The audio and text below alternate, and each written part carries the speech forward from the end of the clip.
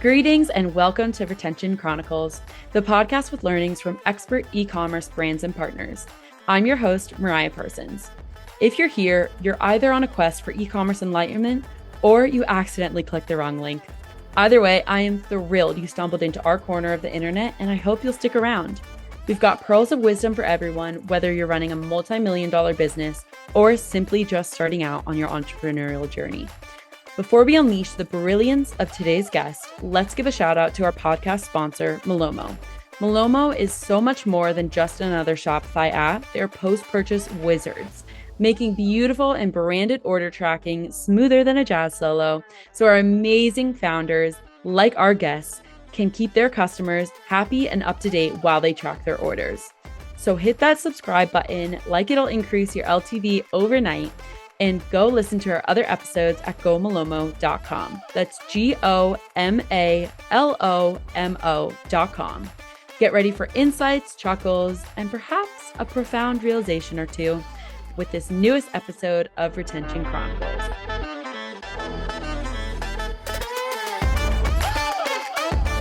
Hello, everyone, and welcome back to Retention Chronicles. So this episode is going to be a little bit different from normal because this is going to be my first solo episode. I am doing this to recap ShopTalk Fall, and I'm quite excited to chat all about everything I learned at the conference and just some special takeaways because I've been getting a lot of messages about, partners or a lot of messages from partners and brands alike, just asking, how it went because it was the first time that ShopTalk had a fall conference in Chicago. And I recently moved to Chicago, so it was really easy for me to get to. So selfishly, I'm so happy that it was here. But yeah, so it's going to be a fun little recap. And it's going to be from the perspective of being there for the podcast, which was also something that I haven't done before. Being part of their press/media perks was amazing. And I am so excited to give a little bit of an insider's recap. So before I really launch into it, I wanted to say that I'm so excited to announce that we have rolled out our LinkedIn and our Instagram and Twitter for Retention Chronicles. So please help us out.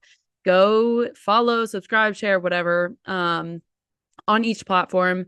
I'm also going to be changing a couple of things on our intro in the next couple of episodes. So stay tuned for that. And we also launched our new website. So if you have a guest that you think should come on the show, or you would like to sponsor the show, we are now so excited to roll that out. So it's retentionchroniclespodcast.com. If you have any feedback or any topics you want to see on the podcast, leave a review of the show and let me know. On Spotify, you can also leave comments now. So that's really fun. And we also have our own YouTube channel set up now. So please, please, please send the support that way if you're tuning in and you want to continue to learn alongside e-commerce experts from both the brand side of things and the partnership side of things. So with that, I hope you enjoy this overview of ShopTalk Fall. It's going to be off the cuff because that's how we roll here. And so, for anyone who is in the e-commerce/retail space and hasn't heard of ShopTalk, or ShopTalk Fall, you might know the name because of their bigger conference that usually happens in Vegas in March. And if you're sad that you missed out on ShopTalk Fall, don't be, because there will be another one in March and the following year in September for the fall version. So without further ado, let's get into it. So a brief rundown of the show is 3-day conference, Wednesday, Thursday, Friday. And I definitely thought this is all subjective. So we'd actually have to check and see what the numbers were. But I thought the busiest day was Thursday because I think people are just traveling and getting in on Wednesday. And Thursday is when they have their all conference concert. This year it was Busta Rhymes. So I think a lot of people just were there Thursday. Definitely a really similar number on Wednesday, but I thought a couple more people we're walking the conference hall on Wednesday. And then Friday is smaller just because people are traveling, people want to get back to wherever they live. So usually some people, I think, are checking out of hotels. They bring their bags to the conference, which shout out to ShopTalk Fall for having a bag check because that really, really saves people at the conference hall so that they can come for the morning or afternoon or whatever. And then they can, leave from the conference hall to go back to wherever home is. So I really like that. And I even could use it because it had a coat check and I checked my own bag with some of the goodies that we'll talk about later in this episode. So yeah, I thought general overview of the conference, I guess, flow. And then they had a main stage set up, a showroom floor, which is where all the sponsor booths are, where people are doing most of their they're conversing, they are talking with other people who are attending the hall, they're getting drinks and mocktails and coffee and all that fun stuff. They're getting food all on that Shop Talk floor. And then there were separate stages set up for the content sessions. So off of that floor, you had the main keynote stage and then 5 different rooms where industry leaders were talking all at the same time. So you could choose as an attendee which conference or which content session you wanted to go to. So there was an abundance of stuff that you could attend. You couldn't hit it all at once, obviously. So you just had to pick and choose like what topics or what speakers interest me the most and then go to that room. And usually they were about 40-ish minutes with 10-minute breaks for the majority of the day. And then there were also fun things like a little like massage/spa place where Shop Talk, they hired some professionals to make sure that people were relaxed and could kind of get a little wellness hit in while they were going around the conference. And then there was also a pickleball court. So little experiential things scattered throughout that Shop Talk floor. But the biggest thing that I want to call out is just how many people I could meet in such a short amount of time. And so I was going at it from probably like 8:30 every day, 8:30 a.m. until about 11 p.m. So they're full days. Don't get me wrong. I pound the pavement because I realize that there aren't a ton of opportunities to do so.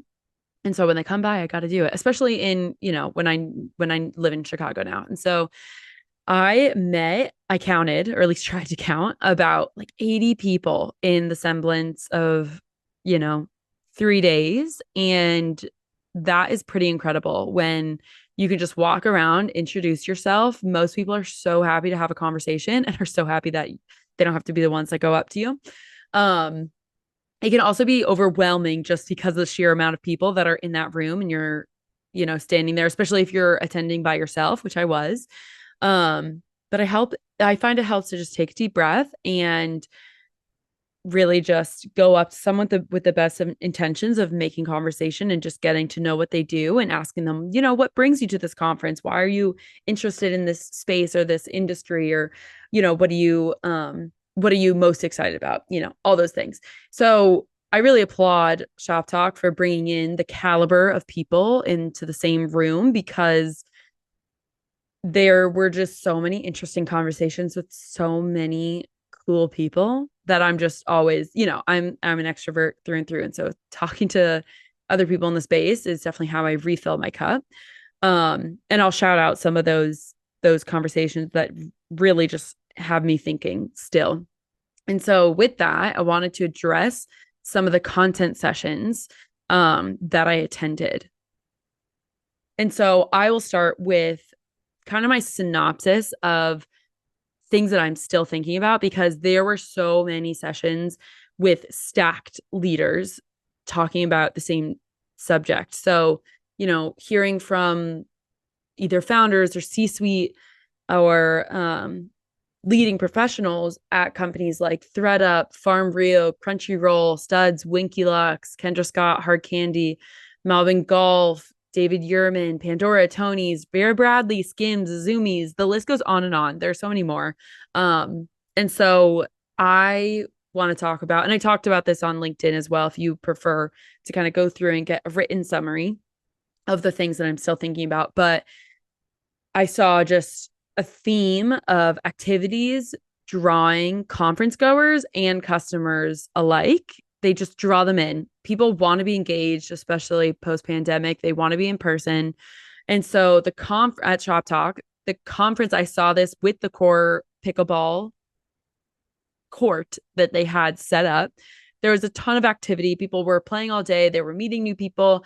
And it was so smart because I met the core team. And so Justin Polak, who he was repping core pickleball through and through. He was standing right there, and you could just get to talk to him about this sport that's, like breaking the world and has been for the past couple of years. And it was just a good stress reliever for people to go and play mid-conference. And I also wanted to shout out the Dot Digital booth. They were one of the sponsors. They had a vendor booth at ShopTalk, and they had friendship bracelet making, which is so current with the times. I loved seeing it. And they also had these customizable trucker hats that you could I guess heat press, or what's the right word there, but you could get they had all these patches that you could press onto a trucker hat. And so people were just loving the activity. They got so much traffic and traction that I thought it was just really creative. And then mirroring that in the retail side of things, we heard from Lowe's on the keynote stage at the conference that they have been innovating on in-person events, because it is really something that draws people into their store, and their customers are really thankful for it. And one of those events is having in-person workshops for kids, which I think that is such a sweet way to bring in parents and kids alike, get kids using their hands and, really trying to understand, okay, this is something that, this little tool, this is how I would use it. Like, get innovative for someday, them needing to have that skill set. And so I thought that was a really fun way to draw in parents and kids to go to Lowe's as a store. The second kind of takeaway or current that I saw is AI is still a main topic, but the co-founder and CEO of ThredUp, he was talking about James Reinhart. He was talking about how he actually thinks that AI isn't getting hyped up enough, which I thought that was a fun spin. And he made the correlation that AI will eventually become something like the internet or like a mobile cell phone, because we're just so used to it now today. But when they were new, innovative things in the space, people were, freaked out or just couldn't believe the level of technology that we were going to have access to as individuals. And so AI is still a main topic. So many content sessions and speakers mentioned AI, but I really liked the use case that ThredUp gave of using an AI search image and AI stylist to help consumers who are shopping on the ThredUp resale site. And so if you aren't familiar with ThredUp, they have an incredible program that you can send in old apparel and they will relist it for you. And so it's great for consumers who want the option of refreshing their closet without their items landing in a landfill. And so I just thought that was an interesting way to look at AI. There are so many other takeaways, but that was like one of the big ones. And one of the takeaways that I liked from that session was that AI was making it easier for consumers to find what they wanted on the ThredUp site. And I shop with ThredUp. I know how overwhelming it can be to see all these different options. But to have the image search and then a stylist that can say, oh, you want, this Halloween costume, or you want this type of outfit for this event, then this is what you compare. And it pulls a whole outfit together. So just as a fan of ThredUp and a fan of the ecom tech space, it was fascinating to hear. Third takeaway was people, especially consumers, love to be asked by their favorite brands for their opinion. And I've talked about this a couple of times on the podcast, and my love of neuroscience really backs this up because people love to be helpful. This is a generalization, but most people like to be helpful. And so GE Appliances with they had an idea to make an at-home ice maker, and they weren't sure like what size would be right for the home, for the individual or for a family. And so they asked some of their most loyal customers to raise their hand if they would be willing to, give feedback, try out this new product, tell them what size they wanted in their home and what size would be best. And it's now one of GE's best products as I understand it. So I really like that little snippet from GE Appliances. And the fourth little tidbit that I really liked is shoppers are looking different in stores, or shopping in stores looks different. And so Winky Lux, their co-founder and CEO, Natalie Mackey, she was talking about how they now see customers, especially younger customers, walk into stores with a screenshot of a product that they saw on Instagram or TikTok, and they hold up the screen and say, where can I find this product? And it seems so straightforward. When I heard it, I was like, oh yeah, no duh. Like I screenshot so many products or images or inspiration from what I'm seeing on Instagram or on TikTok, but I guess I just hadn't thought about it. And so I was like, oh my God, that's a really smart thing for their team to be aware of and know, like, okay, how can we capitalize on serving those customers best who are bringing in screenshots and saying like, oh, this is what you saw online, or this went viral with this product. And something else that the Winky Lux team did, which I really liked, is they offered a free lip gloss to anyone who would bring in their makeup bag and dump it out on the counter and tell them about their favorite products, about what products they don't like, or just kind of give the Winky Lux team a rundown of what makes up someone's makeup bag. And I thought that was a genius way to get customers in store, to get them to interact and get some of that customer data that is really, really essential, especially as we keep seeing innovation or developments in the consumer privacy space. And so I really like that idea of like, we will show you a new product, or we will give you a new product if you come and tell us a little bit about your habits and your routine and what you like about a product, what you don't like about it, to help with their own product development and their own customer experience. And then the fifth little snippet, just high level of what I liked, is that retailers are enabling tech in their stores. And I love the example Ulta Beauty gave, because they are using tech they call it their skin analysis and tech. And so it will color match what foundation or what primer or whatever product someone is looking for. They will color match to your exact skin tone based off of holding up a camera to your face, and then it analyzes, what undertones you have and what color would be best suited for you. And then they also have bots to put lashes on humans, which I have not seen that, and I haven't seen any news about that. And so I thought that was a cool way to see the intersection of tech, which usually I think the e-commerce space or D2C channel sees a little bit more than the retail side, just because obviously e-commerce, you're online. So like the through lines between being online already and tech, you can move at a quicker pace because a lot of tech companies are online. But then to bring the technology into the retail space is quite fun to see. And I'm excited to hear other little stories of how brands are doing that. So that was kind of my top 5 little moments that I was like, you know what, that really stuck out to me, in a sea of amazing content. But I really liked those 5 takeaways. And then I obviously met with a lot of innovators in the tech space itself, whether it was through partners or vendors or sponsors or just anyone roaming the floor. And so I wanted to also call out those takeaways. And so dupe shopping, people saying, okay, this is a dupe for YSL's Black Opium perfume. shop, shop here, shop this now.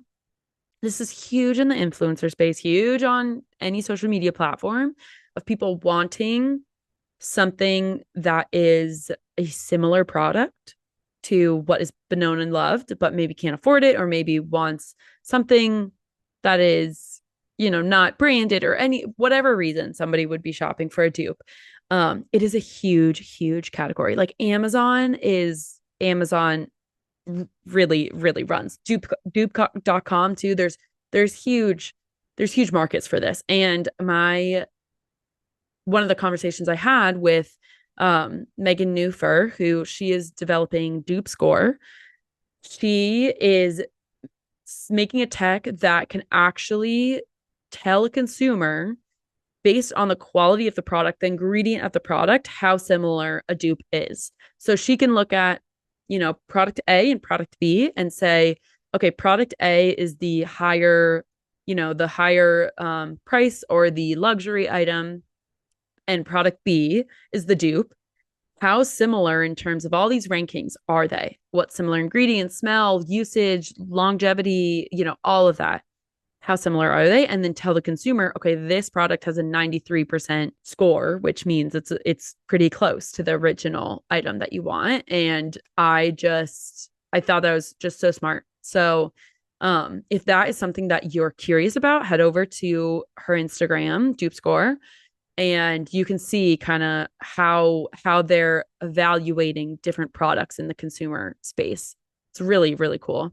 I also, second takeaway, that was my first. Second takeaway is reselling and trading old items is really appealing to customers. And I just talked about this with the ThredUp example of how their team is really selling B2B and B2C of this tech that allows people to donate or to give in or send their old apparel items and shoes and accessories as well. Send those in to maybe give them a second life and someone who's excited about them. And the consumer who's sending them in doesn't have to feel guilty about it. And then I also met the team from TipTap, and what they're doing is you can send in any item that you've had your life cycle with that item, and then you can get credit to spend wherever else. So it isn't even across the same industry. You could send in a pair of sunglasses and then use that credit to buy shoes or something of the sort. That's how I understand it. And so I had a fascinating conversation over lunch with their team, specifically Amelie Missig and Alicia Wetmore. They were just so enthusiastic about the technology, and I very much could see myself using that as a consumer. But they are on the brand side, where a brand could enable that on their site, which I thought was great innovation in tech.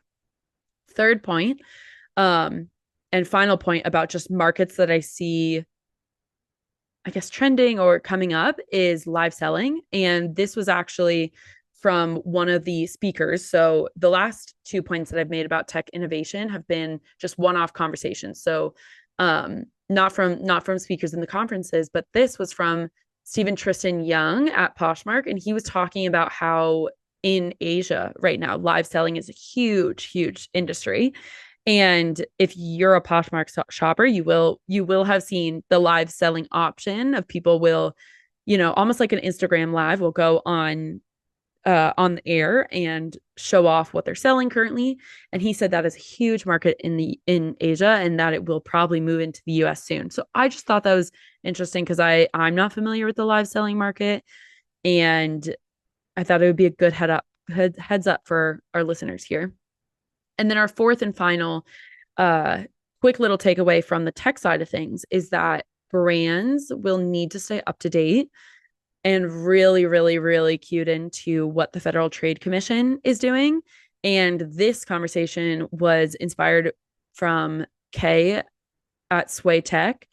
And she is doing so many interesting things that I don't even understand. Like I feel like our conversation scratched the surface. She posts on LinkedIn and gives updates about the Federal Trade Commission and what they're doing and why that's important to brands and how it could be a really high price tag if you're not compliant. So I definitely suggest to go check her out because she's one of the conversations that I was just like, I'm blown away by how much knowledge you have and to impart on the ecom retail world. So definitely check out Kay. She is doing a lot in that space. And I'm definitely not the expert on it. And I'm gonna have her on at some point because I know it'll be a really interesting conversation.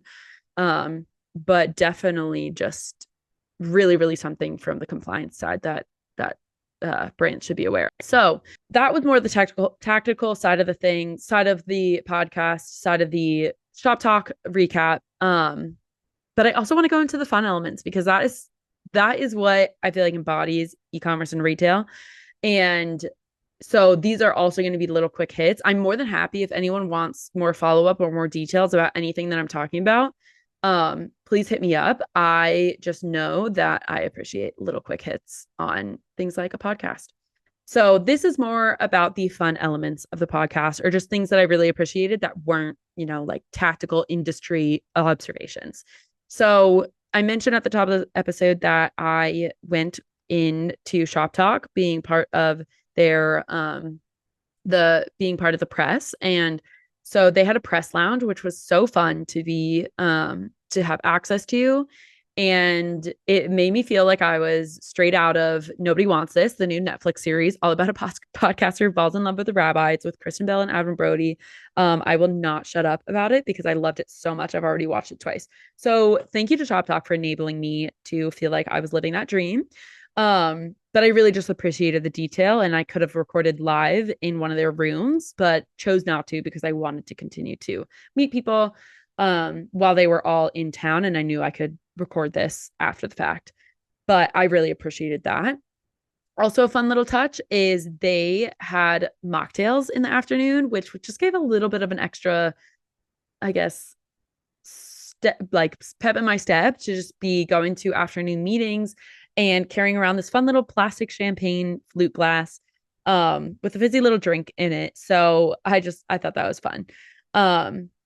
Now, one of the bigger things that I also appreciate, knowing that I've hosted themed parties before, and I can't even compare anything I've hosted to hosting a huge conference like this, but they stuck to their theme of Mission Possible or so well that it was in like every little detail. They had a walk up, and I have videos of this all, so I'm happy to share. But they have a walk up of like you being a secret agent and everything while you're walking onto the floor. And then they had a session at the end with all these takeaways and mission complete and all these just little motifs that were really sweet. And they also had a live band that was part of the transition time for keynote speakers. So when they had people walking on and off the stage or people clapping for a session well done and completed, they just had the live band like rip off like 30 seconds of incredible music. And I don't know how many people were in the band, but it probably was at least 20, like every instrument. So I really like that. And then on the other stages, they had a lot of key content from a lot of interesting speakers. So I really appreciated that. They also had an all-women keynote panel. So like every single keynote speaker, which I think it was 6 keynote sessions. I'd have to double check myself. They were all women and they were all badasses. And I appreciated that. And they also had a happy hour just for women right before the Busta Rhymes concert, which was, it's so incredible to see the support that everyone gives in this industry. And that's why I love it. That's why I have a podcast in this industry. And so I really applaud and wanted to call that out from the Shop Talk team. And then also obviously the Busta Rhymes concert that was at House of Blues in Chicago, and they, it was packed. Everyone who's at the concert, or a lot of people who are at the concert, or everyone who's at a lot of people who are at the conference, excuse me, are going to that concert, and it's just it's really fun to see. I don't know how else to explain it. And then one of the most gratifying experiences is getting to shop with some of these brands right then and there. And so ShopTalk does this thing called the Vault, and it is their shopping experience where they have a bunch of brands up and coming and some, like industry industry tycoons or names, logos. And so this is one of my favorite times about ShopTalk because I just get to discover a bunch of brands who are out here doing their thing. They're, trying to, they're all hard workers and they're trying to just make it in this world, and they believe in their product. And so I wanted to give ShopTalk a shout out for having the vault because it is something that is so experiential. And like, I also it's fun to meet people while you're shopping. Like, you're like looking at this one thing, you're picking it up and you're like, oh my God, what is this? Talking to other people about it. So I met people while shopping, which is also so fun, or just waiting in line and, all that stuff. So it's going to be a long list. I'm going to forewarn you. I'm going to go through it, but we're almost done with this episode. So if you're like me and you like to just hear about new brands who are hitting the space, or like to support smaller brands, or, whatever rationale, whatever reason, we're going to go into the list. So Fun Fact Co., that's the name company. They have these fun history card games. And so it's meant to be educational and it's also meant to be fun. And that's what I need, because I'm like, my mind does not remember history like I wish it did. It just, the facts are just, they're few. They're few. And so I really like the premise of having an educational game that's also fun that you can whip out and play with friends. And this one is their Would You Rather game. And so the premise is, one of the questions is, would you rather be alive during the Revolutionary War or during the, oh boy, what was the Renaissance? And so you can like talk about that with your friends, but then it also has a little bit of context of what was going on in history at that time. So it's a really, really fun way, and you can play with kids of all ages. So I truly think of everything that I was able to bring home, that might be one of my favorites. And I also meant their co-founder, and she was so cool. So Raylina, I was Raylina Kirkston. She was very, very fun to meet. We met at that women happy hour before the concert, and I made the connection the next day that I was like, this is just so cool. Like, the fact that I can have something in hand, in product, that I picked up the day before and then the next day meet the founder was just, it was sick. What else can I say?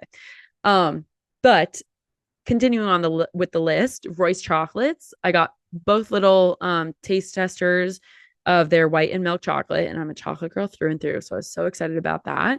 And then Davines hair and body wash, and then their hair milk as well. With my curly hair, I'm always looking for something that is sustainable, but also works for my hair. So I'm really excited to try that out. I'm recording this a week after, so I've not even begun to try out these things, or mostly these things, but I'm really excited to dive into it, especially as things we get into the holiday season. I feel like that's when I hunker down and I travel a little bit less. But anyways, we continue on. So Les Mini Macaroon, they had these little tiny nail stickers. I'm going to the Sabrina Carpenter concert in a little bit. And so I cannot wait to try those out. They're perfect for that. And then e.l.f. had their Power Grip Primer, their Glow Reviver Lip Oil, and their Invisible Sunscreen. I opened the lip oil that as soon as I got it and immediately used it for all the rest of the conference. It's a really nice like applicator and really, really nice texture. So if anyone's looking for a new lip gloss, I'd recommend it. Okay. The Orzo Laszlo, Sea Mud Deep Cleansing Bar. I haven't tried it, but it was a cute little mini, and it was, I'm so happy. Char Charms Tumbler Straws and Straw Toppers, Tangle Teaser, their new hairbrush. Someone said that it felt, I met their team, not just someone. I met their team, and she was like, it's a massage for your scalp. And I was so excited to open it. And so got home, opened it, and totally agree with her now. It really, really does feel good on their scalp. And they're really big in Europe, maybe specifically United Kingdom, but I'd have to check myself on that. And they're opening up their D2C arm soon. TaylorMade golf balls. This will be something that I will enjoy having my friends enjoy, because I'm not a golfer. Um, and then there was also Happy Nuts and Happy Curves comfort powder for chafing. There was the Zule electric milk frother. There was Smart Sweets, which I didn't try before, but they're low sugar, healthy sweets. There was the Camille Rose Spiked Honey Mousse, the Tushy Portable Bidet, the Sweetums Wipes, Aroma 360 Perfume, Stanley Quencher Tumbler, which was a really small Stanley, and it was so cute. And my first Stanley, if you would believe it. Living Proof Dry Shampoo,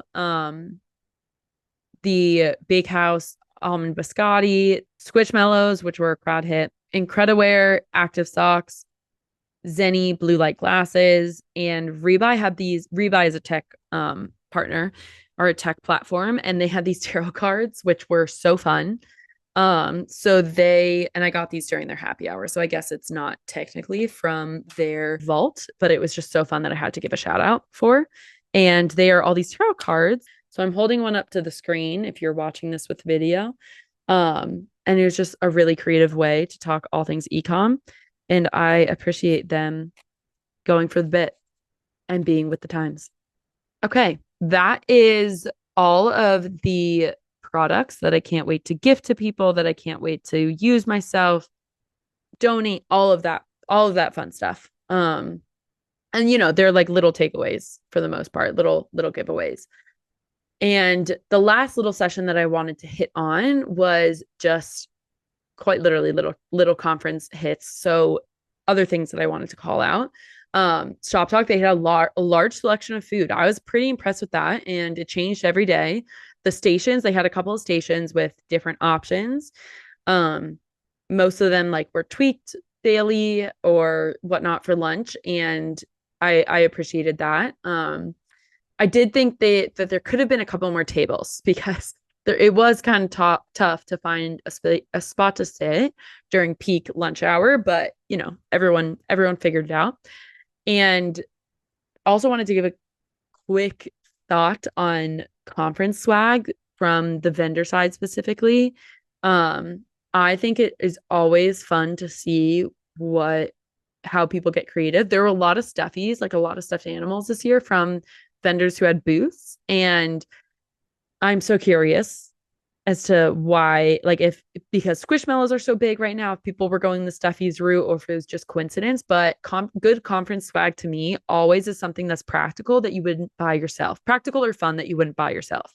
And if you can have an activity like the Dot Digital booth or that can get people excited or just engaging and kind of like forgetting about the nervousness of interacting with new people, I think that's always a big bonus point that vendors can get. And then in terms of attending the conference, I will stick by this, I think, for my entire life, that if you can wear, and it's your thing, right? Like if it's not your if you don't feel in your element wearing bold colors, then don't do it. But I do, and I will stick by this, that if you can wear color, you should, because it gives people, it helps you be remembered by people in the conference. It helps people in just like coming up to you. There's kind of the subliminal or undercurrent of, oh, they're like fun and probably easy to talk to if they're wearing color. And you can compliment people, or you can talk about your outfit. Like I had people come up to me and compliment me on the colors that I was wearing. I was like, this is so incredible. And I really appreciate that. It honestly, like, it does some of the work for me. Like I will be completely honest. So I give that little tidbit because I know it also can be so hard to just like meet people, but it does help you stand out, which can be nerve-wracking, but I think in a good way, specifically in this industry where it will pay off. And then also, if you're interested in finding events like this, I have always found that Slack channels, or just talking to other players in the space really helps with this. So for the partner side of things, for our partner listeners, Smarter Ships, they are running a really good community, and they have event lists for, which ones you might want to go to. And then for the brand operator side of things, there's so many Slack channels out there that I can't possibly name on this podcast.